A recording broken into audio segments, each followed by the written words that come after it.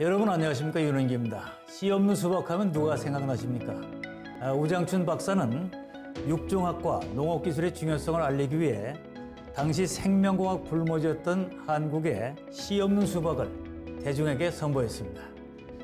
제2의 우장춘 박사들이 함께 모여서 연구하는 국가기관이 있습니다. 우장춘 박사가 초대 원장으로 재직했던 국립원예특작과학원 이지원 원장님을 만나서 우리나라 원예특작 산업의 현재와 미래에 관한 얘기를 나눠보겠습니다.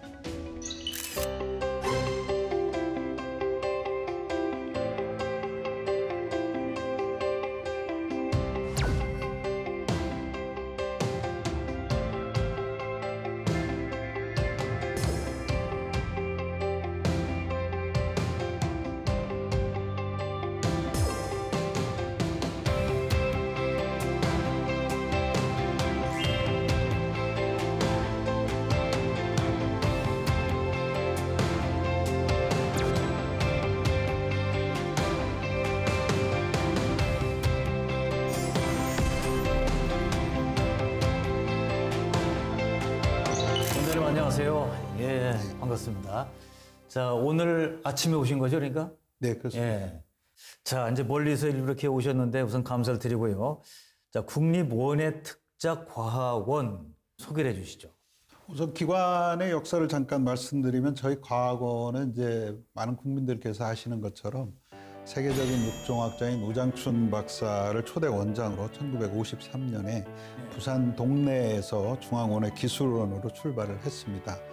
이후 1962년에 이제 농촌진흥청이 설립되면서 그 소속 기관으로서 원예시험장, 원예연구소 이런 명칭으로 이제 업무를 하다가 2008년에 현재의 국립원예특작과학원으로 개편이 돼서 현재 이르고 있습니다. 2015년까지 수원에 위치를 했었고요. 이후에 이제 공공기관 이전 계획에 따라서 현재 전북 혁신도시로 이전하였습니다. 역사가 오래됐네요, 그러니까. 예, 그렇습니다. 네. 역사가 굉장히 자, 오래됐습니다. 그럼 구체적으로 뭘 하는지를 알아야 또 이해가 빠르니까. 네, 그렇습니다.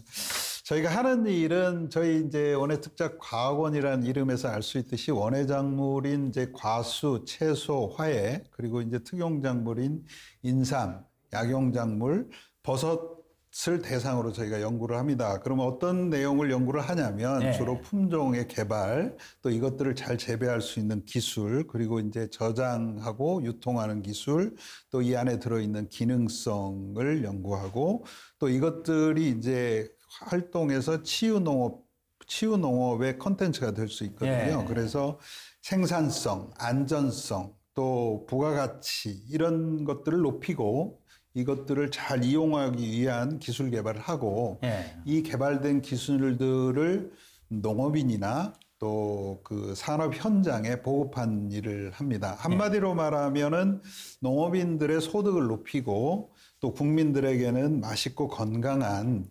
원예특작 농산물을 안정적으로 공급할 수 있는 기술을 개발하고 보급하는 기관이라고 할 수 있습니다. 자, 그 우리나라 그 농식품 수출이 요새 호조라고 하는데 현황이 어떻습니까? 예, 그렇습니다. 우리나라 농식품 수출이 매년 꾸준히 증가를 하고 있습니다. 특히 2020년에는 팬데믹으로 굉장히 어려운 상황임에도 불구하고 농식품 전체 수출액이 전년보다 무려 7.7% 이상 많이 올랐네요. 증가한 75억 달러였습니다. 올 상반기에도 수출액이 41억 달러가 넘는데 이것은 지난해 같은 기간보다 15% 이상 증가한 것으로 나타났습니다. 앞으로 이런 증가세는 좀 계속 이어질 것으로 저희는 판단하고 지금 있습니다. 코로나 시대로 다 어렵다고 하는데 이게 호조인데 그 호조의 원인이 있을까요?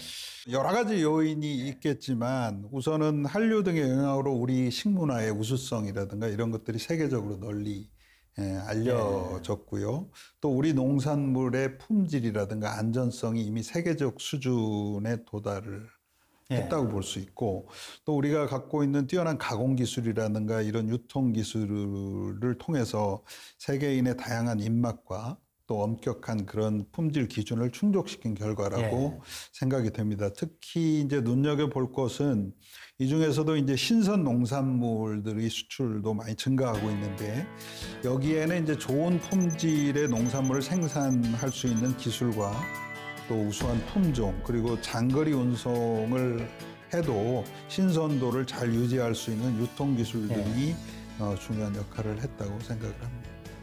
자, 그러니까 한류도 이런 데 다 영향을 미치는 거예요. 그러니까. 그렇습니다. 일단 뭐 매력을 느끼고 뭐 좋아해야 되니까 말이죠. 네, 그렇습니다. 자, 그 원예 특작의 그 특징, 이것도 점점 비중이 커지니까 말이죠. 어떤 겁니까?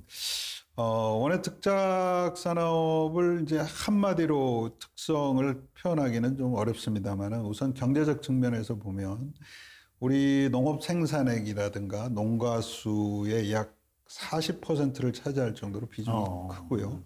또 소비자 입장에서 보면은 우리나라 소비자가 좀 원예 특작 산물을 많이 소비하는 편입니다. 그래서 이제 구매 빈도가 높고 지출 비중이 많아서 생활 물가 지수로 관리하는 품목 중에서 원예 특작 산물이 많이 들어가 있고요. 또 신선 농식품 수출에서도 대부분 이제 원예 작물이라든가 인삼, 버섯 등이 이제 비중이 큽니다. 그리고 농업 측면에서 이렇게 보면은 생산 품목이 굉장히 다양하고요. 또 재배 형태, 또 재배 시기도 굉장히 다양합니다. 또 품질이나 안전성 측면에서도 이제 소비자의 신뢰가 우리 원예 특작 산물에 대한 신뢰가 굉장히 높고 농업인들에게도 이제 소득이 높은 작물로 알려져 있습니다.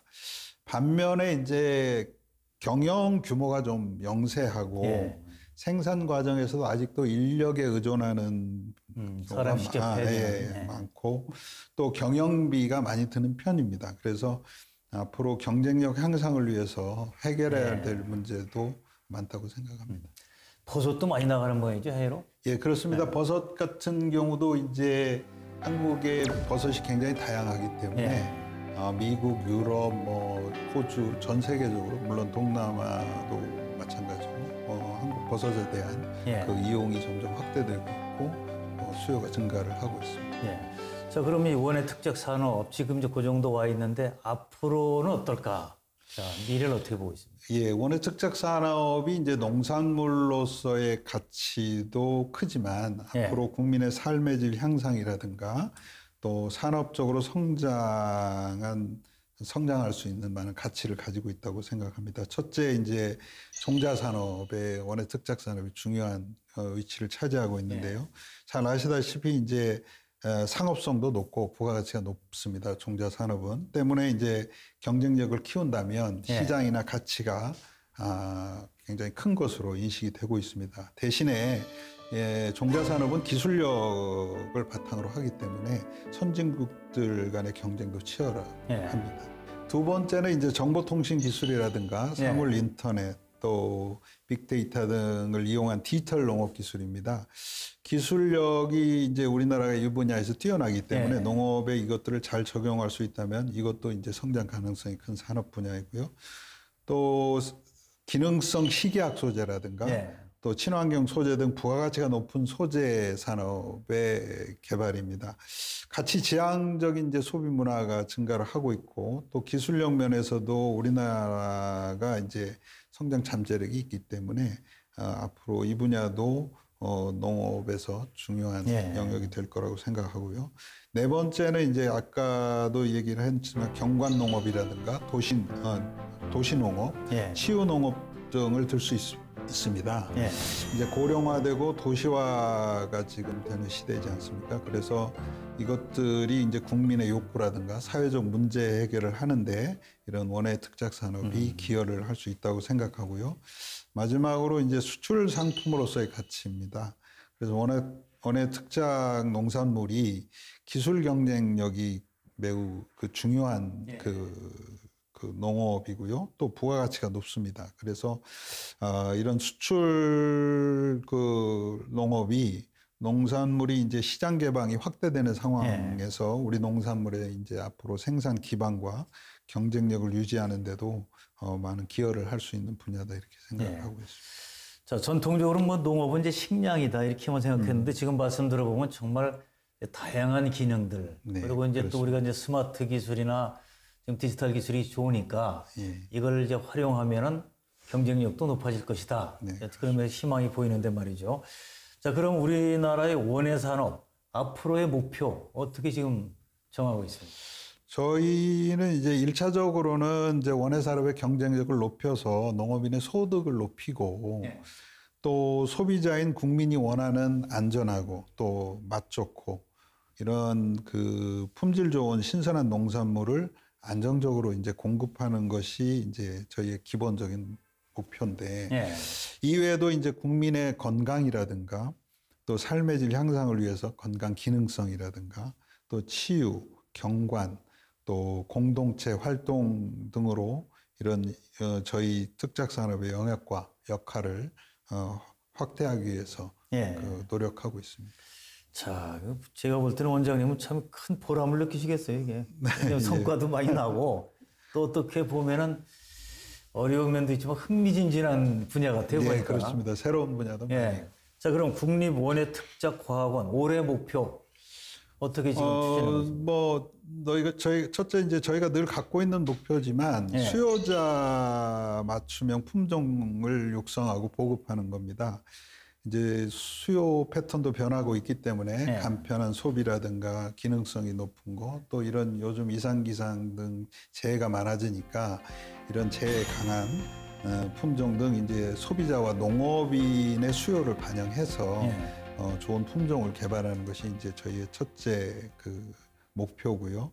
아울러서 이제 이런 좋은 품종의 보급을 위해서도 이제 신품종의 거점 생산단지를 만든다든가 또 생산된 농산물에 대한 판로를 지원한다든가 이런 것도 우선 중요하고요. 그다음에 두 번째는 디지털 농업 기술 또 기후변화 대응 연구 등을 강화하는 것입니다. 이제 지금 농촌의 노동력도 많이 부족하고 기후변화 이런 그로 인한 재해도 많아지고 있기 때문에 자동화 또 기계화 또 데이터를 이용한 이런 스마트팜 개발이라든가 노지의 그 디지털 농업 기술들을 개발해서 생산성을 높이고 편의성을 높이는데 주력하고 있고요. 또 이상기상에 대한 각종 피해를 예방하고 또 줄일 수 있는 이런 기술을 개발해서 이제 가급적이면 안정적으로 농업 생산이 이루어질 수 있도록 하고 또 기후가 이제 전반적으로 보면 따뜻해지고 있지 않습니까? 그래서 이런 대비해서 앞으로 이제 작물들이 또 새로운 작물들이 재배돼야 되는데 거기에 대비해서 아열대 작물들을 선발하고 또 거기에 필요한 개발 기술들을 이제 만들고 있습니다. 기후변화 대응도 정말 새로운 또 기회가 될 수도 있잖아요. 저희가 새로운 작목을 도입하는 건 기회도 될 수 있고 또 한쪽엔 또 이제 또 한쪽에서는 위기에 하고. 대해서는 좀 피해를 최소화하고 이런 기술들이 필요하고요. 세 번째는 아까 말씀드린 치유농업이라든가 기능성 식이약 신소재 개발입니다. 이제 요즘 뭐 포스트 코로나 시대에서 가장 이제 문제가 되는 것 중에 하나가 어떻게 하면 건강한 삶을 살 거냐 하는 게 화두인데요. 원예 특용작물에는 그런 자원과 기능이 많습니다. 그래서 이에 발맞춰서 저희도 치유농업에 대한 뭐 자원을 발굴하고 또 컨텐츠 같은 것도 개발하고 또 과학적인 효과도 검증하고 또 전문 인력도 양성하는 데에 노력을 하고 있습니다. 또 인삼 약용작물 등을 이용해서 건강기능식품의 원료를 개발한다든지 이것들을 산업화하는 노력도 또 같이 하고 있습니다.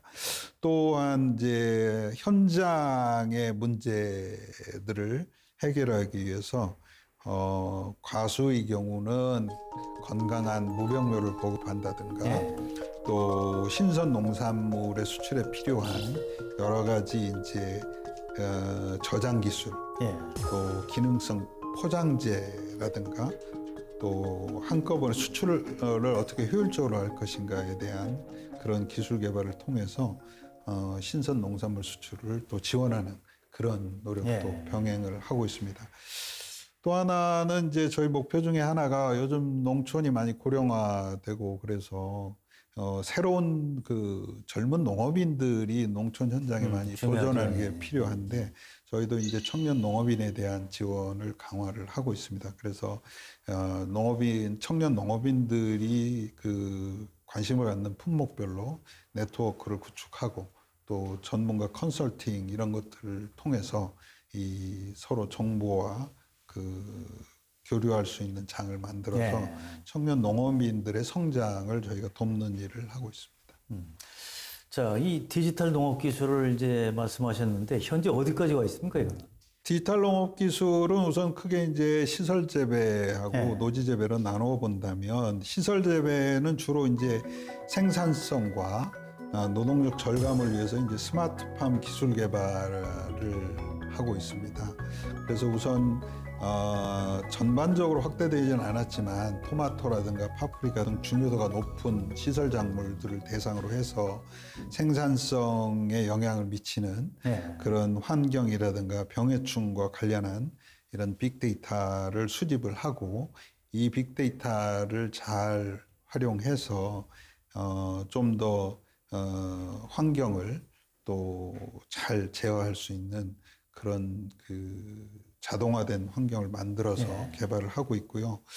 노지 농업에 대해서는 이제 주로 기계화, 자동화 이런 쪽에 포커스를 맞추고 또 생산 환경이 어렵기 때문에 여러 가지 데이터를 수집해서 안정적으로 그 생산 환경을 최소한의 생산 환경을 만들어 줄 수 있는 그런 그 기술 적용을 하고 있습니다.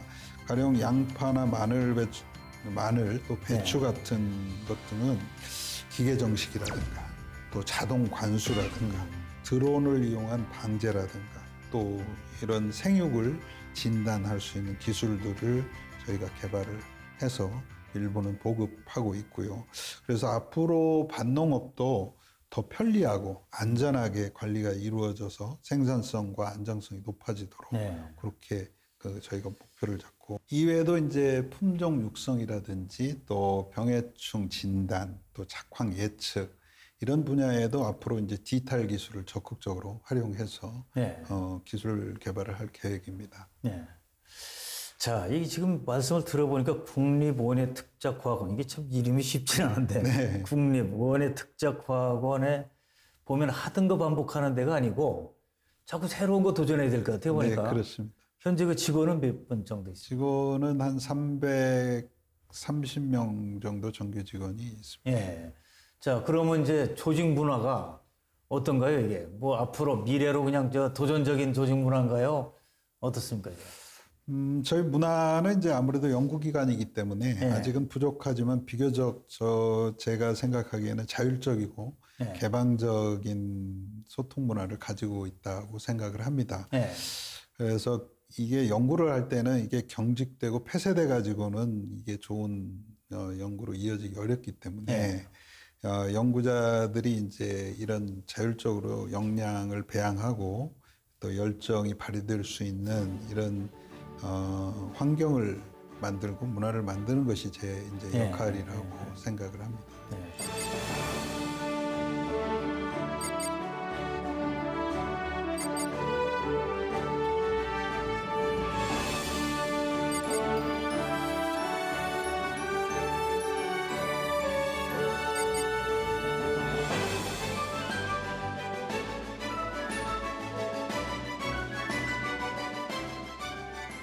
자, 이제 궁금한 게 이제 원장님 프로필을 보니까 아주 어렸을 때 어떤 환경에서 어떻게 살으셨는지 궁금합니다. 시골에서 자라면서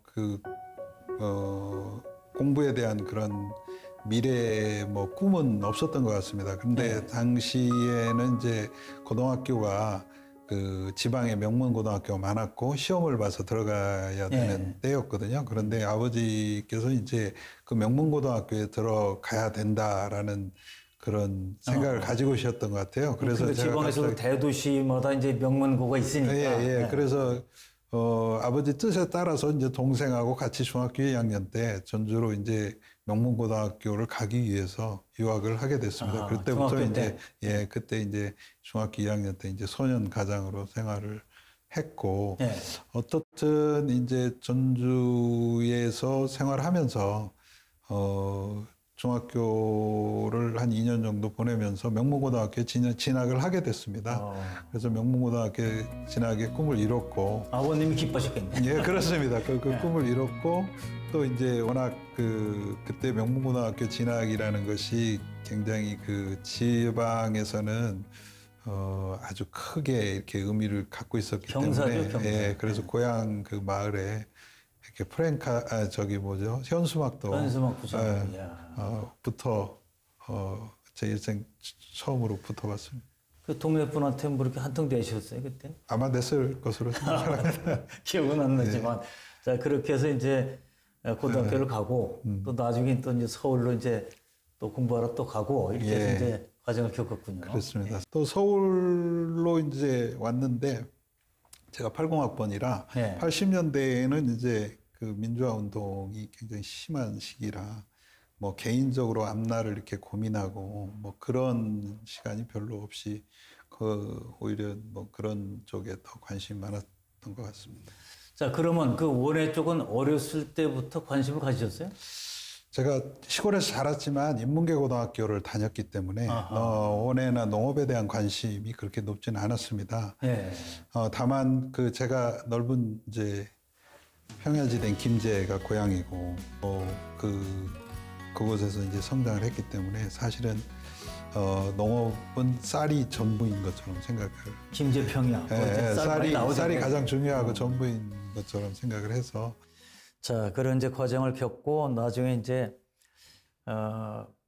원예가 이게 중요하다라는 걸 이제 깨닫고 그 순간에 직업으로 이제 바뀐 거네요, 그러니까. 그렇습니다. 이제 대학원을 이제 가서 공부를 좀 해봐야 되겠다라는 결심을 하게 된 다음부터 이제 원예를 선택하게 됐고 그 다음에 이제 원예 중에서도 과수, 채소, 화예가 있는데 그 중에서도 이제 제가 그래도 농업의 본질에 가장 그 당시에는 가까운 게 그래도 채소 아니겠느냐 이렇게 생각을 해서 채소를 선택하게 됐습니다.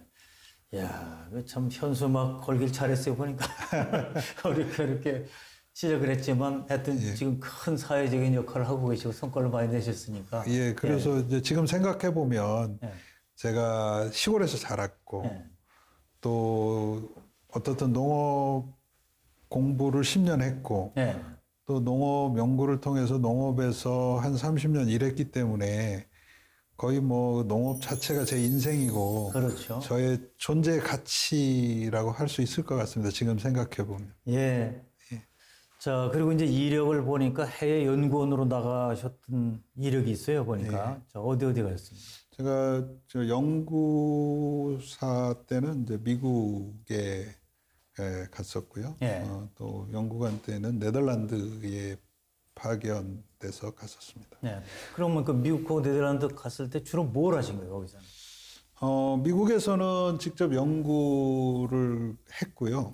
네덜란드에서는 연구보다는 주로 이제 전체적으로 그 네덜란드의 농업을 파악하고 또 같이 할 수 있는 분야를 발굴하고 그래서 이제 연구원들이 네덜란드하고 그 연구할 수 있는 분야를 발굴해서 연결해주고 또 네덜란드 농업을 보기 위해서 또는 공부하기 위해서 오는 그 연구원들을 도와주고 그런 역할을 했고 또 그쪽의 연구자들을 한국으로 또 필요한 연구자들은 초청을 해서 한국 연구원들과 교류할 수 있도록 해주는 그런 역할들을 했습니다.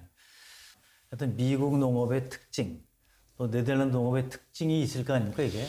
원예 특작 분야에 국한해서 말씀을 드리면 네덜란드는 이제 종자, 뭐 또 화해, 시설원에 이렇게 강국으로 우리에게 알려져 있지 않습니까? 그래서 이제 국내 시장이 좁기 때문에 네덜란드는 이제 대신에 기술 경쟁력 중심으로 이제 국가가 많이 그 치중을 하고 있는 것 같습니다. 그래서 세계 시장을 겨냥을 해서 기술 농업을 통해서 이제 농업 발전을 꾀하고 있는 나라인데요.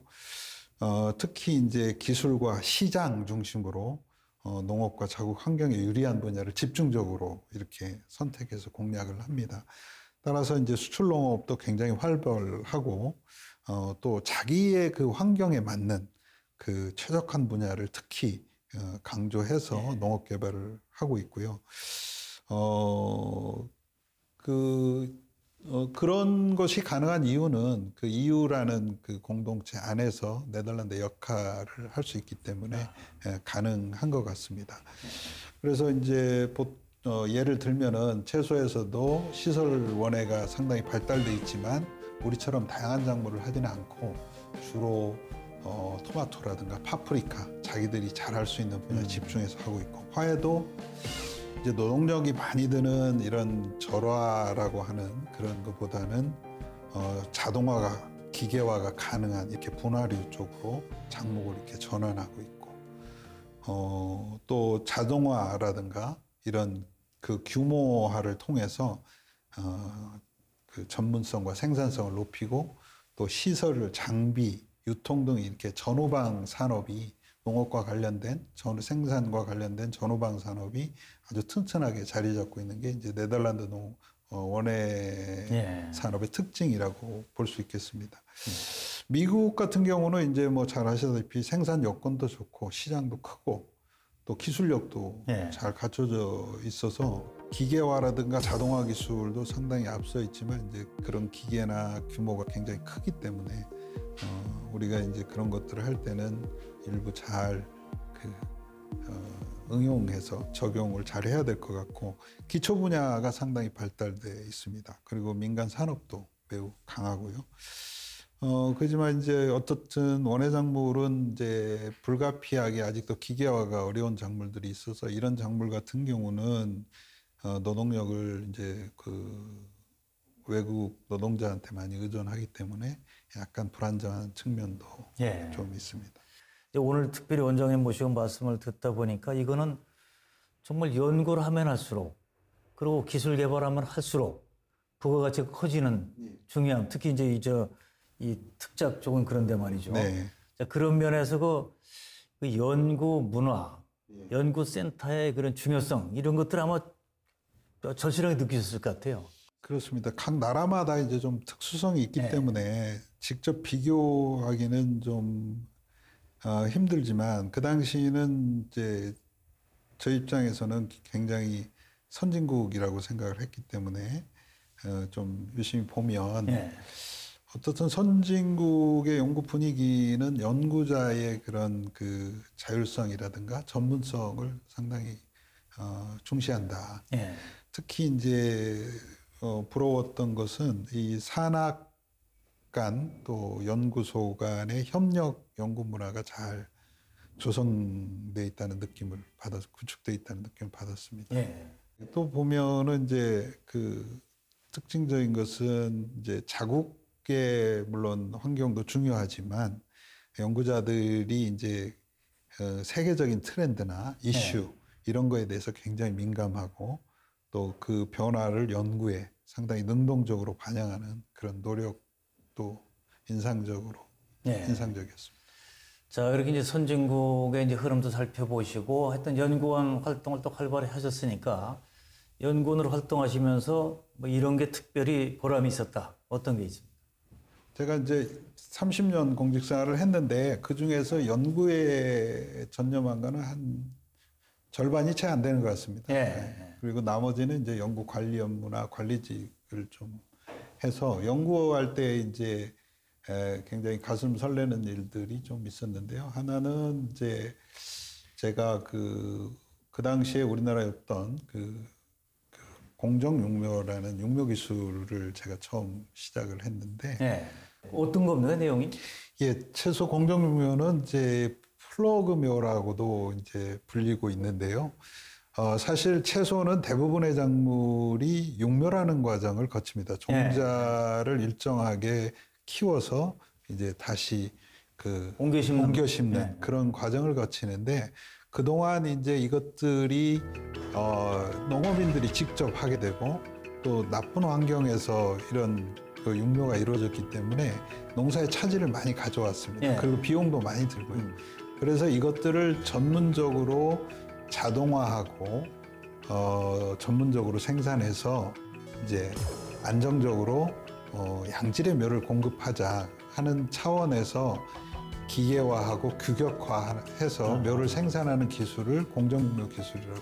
예. 같은 면적 안에서 같은 묘를 생산하는데 기존의 방법보다 한 10배에서 한 50배 정도 더 많은 묘를 생산할 수가 있고요. 예. 그러다 보니까 여러 가지 이제 기존에 없던 기술들이 필요하게 되거든요. 그래서 그 당시에는 우리나라에 그런 기술들이 없었기 때문에 그 전에 이제 그런 기술들은 선진국에서는 화해 화단묘 이런 것들을 생산하기 위해서 썼던 기술인데 우리나라는 이제 채소 시장이 워낙 크니까 그것들을 이제 채소에 준용해서 적용을 해야 되니까 조금 우리나라에 굉장히 생소한 그런 기술이에요. 그것들이 이제 그 현장에서 잘 정착이 돼서 지금은 이제 활발하게 하나의 산업으로 이렇게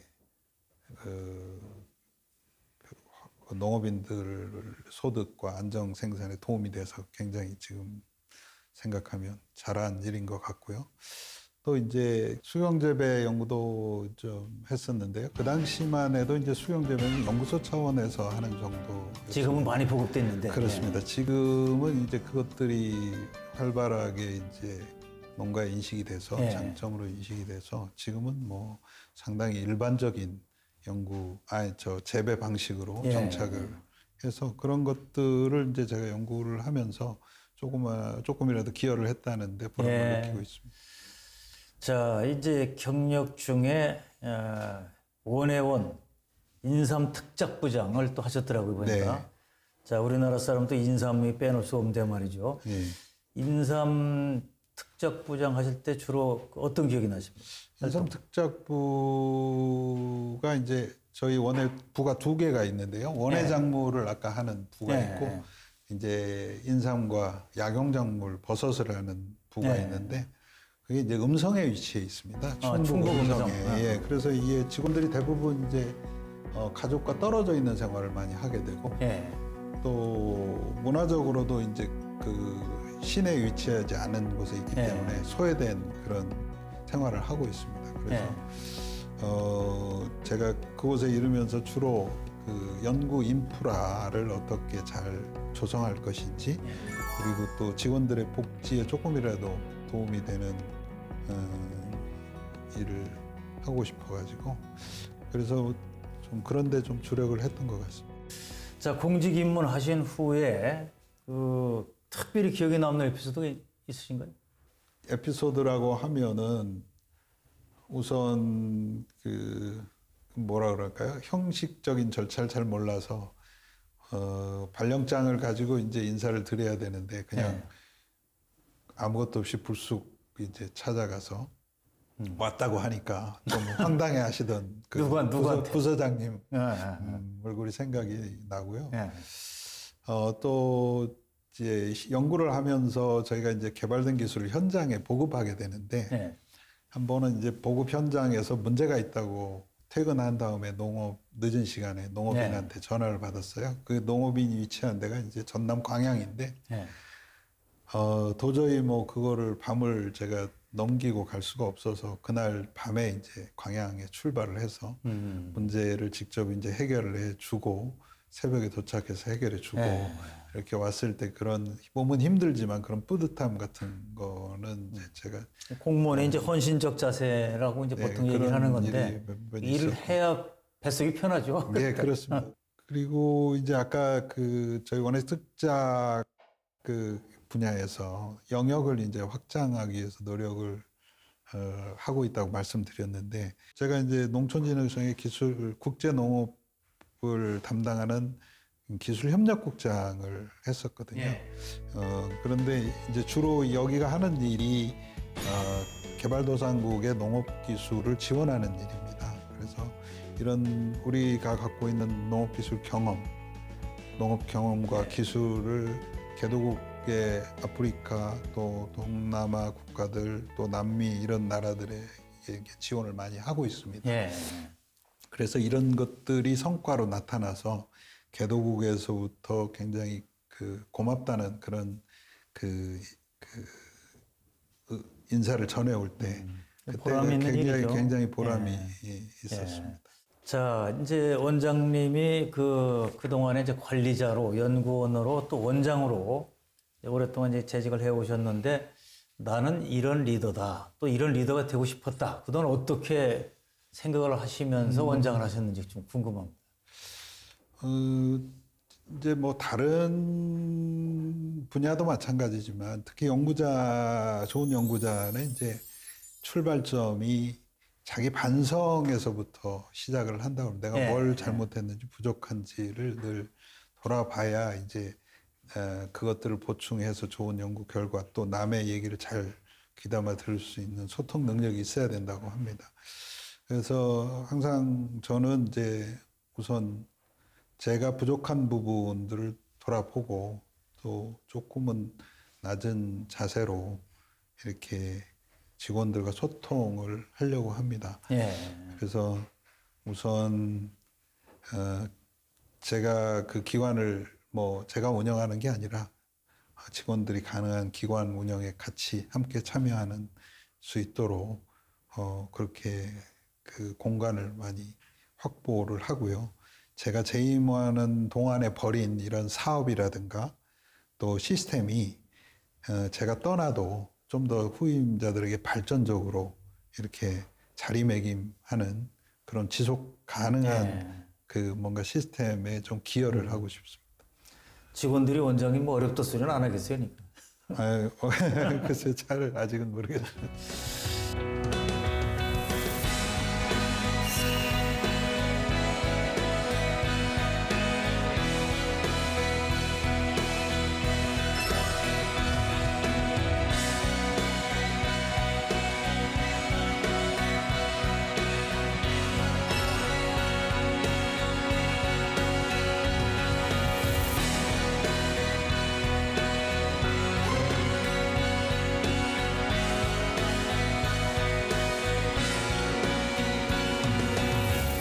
자, 그러면 이제 이번에는 우리 시청자분들께서 질문을 이제 사전에 보내주신 게 있습니다. 그냥 솔직하게 편하게 답변하시면 됩니다. 자, 첫 번째 질문. 자, 개인적으로 이건 농사계의 똥손이어도 재배하기 쉽다. 그러니까 특별한 기술 없이도 재배를 할 수 있다. 이런 원예 특용 작물이 혹시 있습니까? 그래서 제가 농업 지식이 없는 이제 귀촌하려는 친구들한테 추천한 작물을 말씀을 드리면 주로 상추, 그 다음에 깻잎, 또 아스파라거스, 호박 이런 것들을 좀 주로 조금 방제를 덜해도 수확할 수 있는 그런 작물들을 좀. 잠깐만, 그러면 상추 한국 사람들 워낙 좋아하는데 그건 벌레 안 먹나 이거? 예, 그래도 다른 작물에 비해서 훨씬 적습니다. 자, 이런 질문이 있습니다. 자, 개인적인 질문인데 이제 겨울이 금방 올 텐데요. 자, 겨울에 생각나는 원예 특용 작물, 또 겨울철에 먹으면 좋은 원예 특용 작물 뭘 추천하시겠습니까? 예, 요즘은 뭐 이제 농산물의 생산의 계절성이 없어져서 맞아요. 사실 모든 작물을 사시사철 먹을 수 있는데 그래도 이제 좀 우리 그 경험상 소비에 보면은 계절성이 있습니다. 그래서 저는 이제 과수 같으면 겨울 하면 뭐 다 귤이라든가 또 배 이런 것들이 생각나죠. 같은 시원함이라도 이제 시원한 수박은 여름에 생각나고 시원한 배는 또 겨울에 생각나는. 겨울에 배가 싹 또 비벼 먹으면 좋죠. 예, 또 그 채소작물 같은 경우는 요즘 이제 겨울에 딸기도 많이 나오기 때문에 딸기도 많이 드시고 또 시금치 같은 경우는 특히 겨울에 이른 봄에 우선 맛이 최고입니다. 맛도 좋고 몸에도 좋고. 그리고 이제 뭐 약용작물이나 특용작물을 보면은 뭐 인삼차라든가 따뜻한 차로 마시는 것들, 쌍화차, 녹차 이런 것들이 이제 다 특용작물에서 겨울에 생각나는 것들이죠. 예. 실제로 재배도 많이 하시죠? 뭐 다 연구하고 이렇게. 네, 그렇습니다. 저희가 뭐 실제 포장이 상당히 넓습니다. 예. 우선은 포장이 넓은 이유는 저희가 대부분 이제 그 연구가 포장이나 시설에서 이루어지고 또 하나는 저희가 이제 품종 육성을 하려면 굉장히 많은 유전 자원이라는 게 필요하거든요. 그것들을 교배를 해서 이제 품종을 만들기 때문에 심어서 키워봐야 되니까. 예, 그리고 유전 자원은 또 뭐 이제 잘 보존할 필요가 있거든요. 그것들이 이제 앞으로도 계속 필요하기 때문에 소실되지 않도록 잘, 그래서 그것들을 현장에서 잘 보존하고 활용하기 위해서라도 그 포장이 저희가 굉장히 넓은 편입니다. 그럼 면적은 얼마나 돼요? 저희가 현재 전주에 있는 포장만 한 55만 평 정도 55만. 시험 포장이 굉장히 있고요. 크네요. 예, 네. 지방에도 여러 저희가 이제 지역 연구소가 있는데 예. 거기도 많은 포장을 확보하고 예. 있습니다. 자, 질문이 또 있습니다. 저도 이거 궁금하네요, 보니까.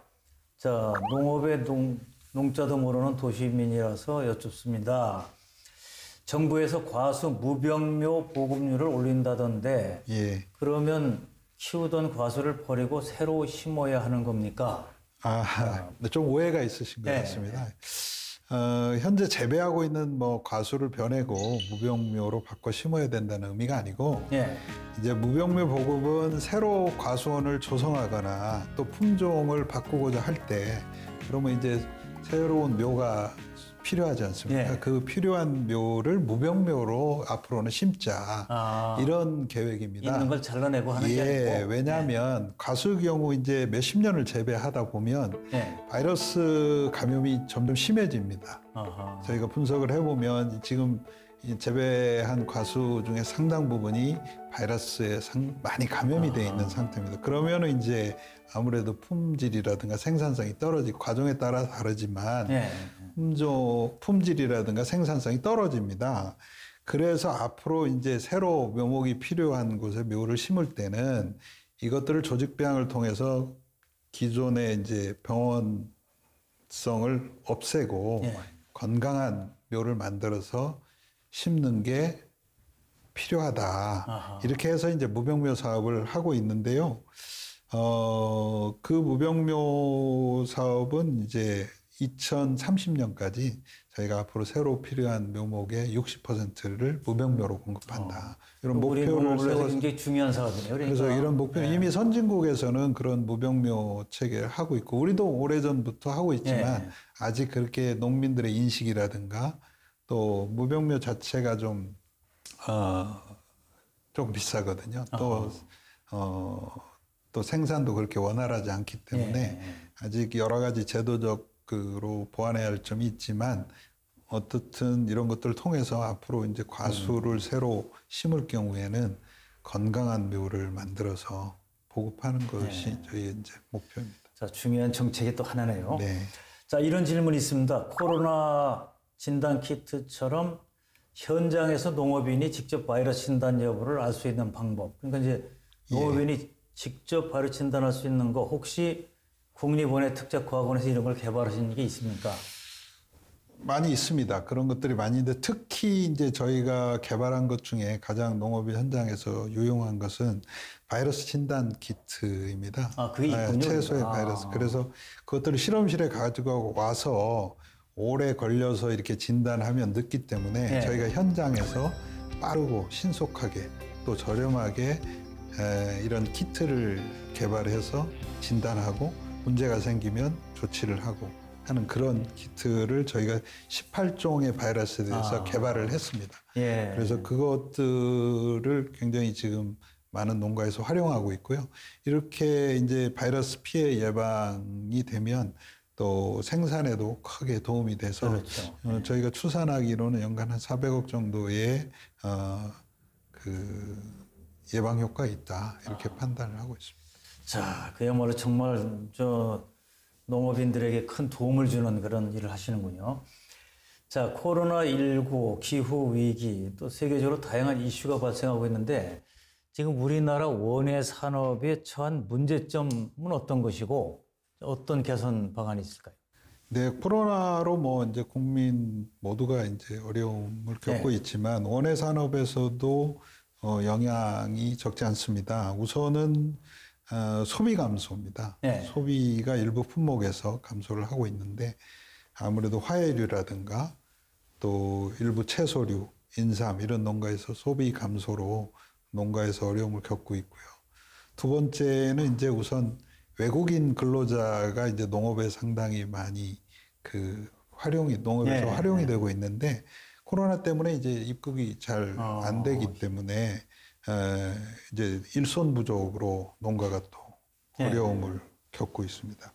또 이제 수출 같은 거를 지금 이제 증가는 하고 있지만 아무래도 수출을 그것도 또 하면서 코로나 물류 때문에. 비용도 많이 들어가고 또 이게 물류가 원활하지 못하기 때문에 신선도를 유지하는 데도 일부 문제가 발생하고 해서 이런 피해도 나타나고 있고요. 또 이제 기후변화 관련해서는 지금 이제 기후가 굉장히 이상기상이 많이 발생을 하지 않습니까? 그리고 빈도도 이제 굉장히 높아지고 있어서 이제 농업인들이 걱정이 심한데요. 특히 이상 난동도 있고, 이상 저온, 또 이상 강우, 폭염, 한파 뭐 태풍, 뭐 이런 것들 이상기상이 좀 빈번해지고 있습니다. 그래서 이런 것들을 앞으로 이제 얼마나 잘 예측하고 대비하느냐 이것들이 굉장히 안정적인 농업에 중요할 것 같습니다. 예. 자, 뭐 기후변화 문제라든가 이제 이런 거 말고 현장에서 원예인들이 직접 겪는 어려움 어떤 게 있을까요? 현장에서 이제 겪는 어려움은 아까 이제 말씀드린 것처럼 우선 노동력 문제 이런 것들은 현실적으로 그다음에 인건비 상승 이런 것들은 현장에서 바로 농업인들의 경영에 영향을 미치는 거고요. 또 요즘 과수 화상병이라든지 온실 가루이 이런 외래병해충도 많이 발생이 확산되고 있습니다.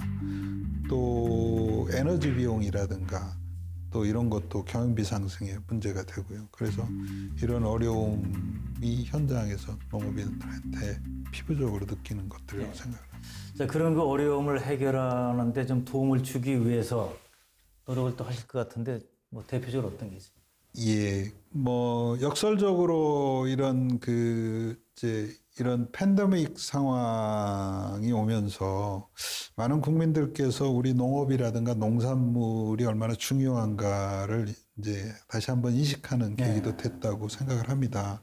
한편 생각하면 또 세계적으로 우리 농산물하고 농업기술이 진출하는 그런 기회도 됐고 디지털 농업으로 이제 대표되는 이런 농업기술이 앞으로 이런 기술 기반의 농업을 앞당기는 또 계기도 되고 있다고 생각을 합니다.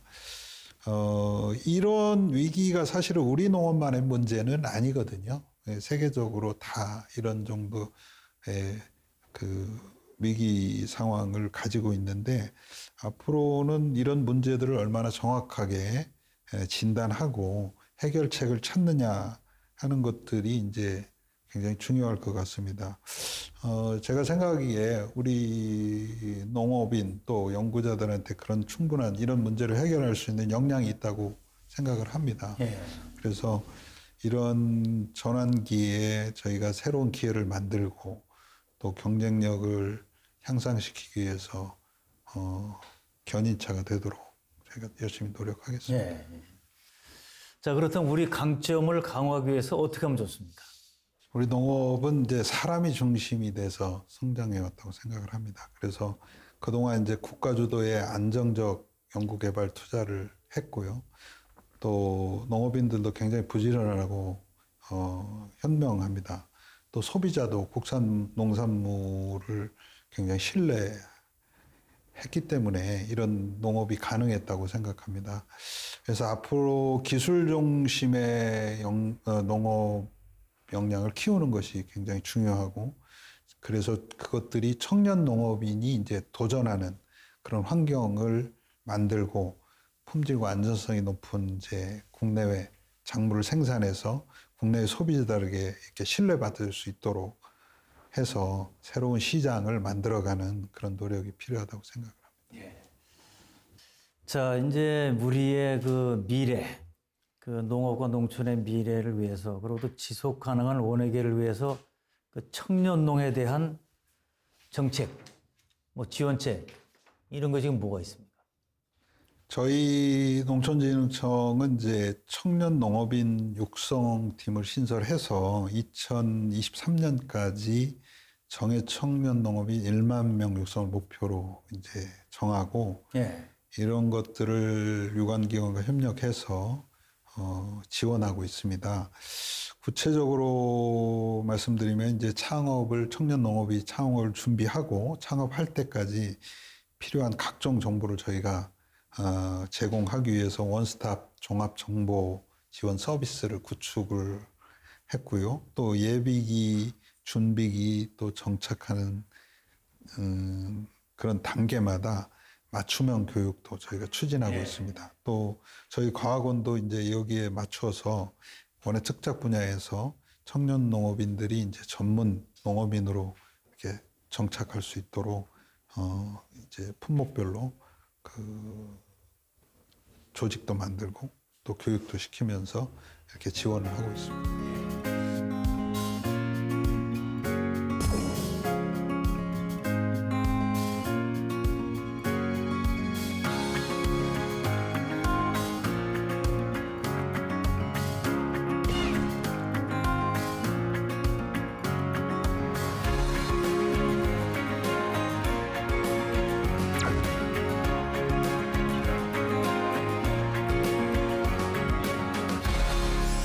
농촌에서 자랐고 또 10년 이상 대학에서 공부를 했고 또 30년 동안 농업연구 현장에서 일했기 때문에 농업은 저의 인생이고 존재의 가치라고 생각을 합니다. 또 산업적으로는 농업은 국민의 행복 그리고 모든 산업의 기본이 되는 생명산업이라고 생각하고 있습니다.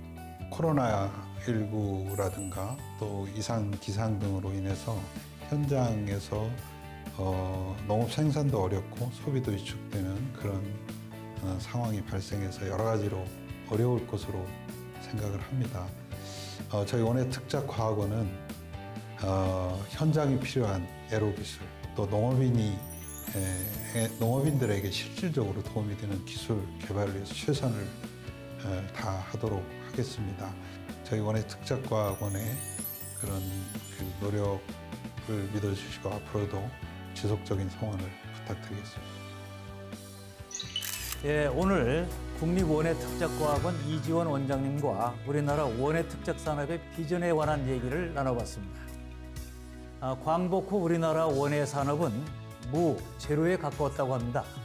자, 그러나 이제 원예 종자를 수집하고 보존하고 신품종을 개발하는 단계까지 이르렀습니다. 우리나라 원예 특작 산업은 이제 시작인 것 같습니다. 지속 가능한 혁신 기술을 바탕으로 글로벌 시장에서 마음껏 기량을 펼칠 미래를 기대해 봅니다. 새로운 시대를 탐험하는 대화 NBS 인터뷰 4.0 오늘 순서는 여기까지입니다. 여러분 안녕히 계십시오. 자, 오늘 귀한 말씀 감사합니다.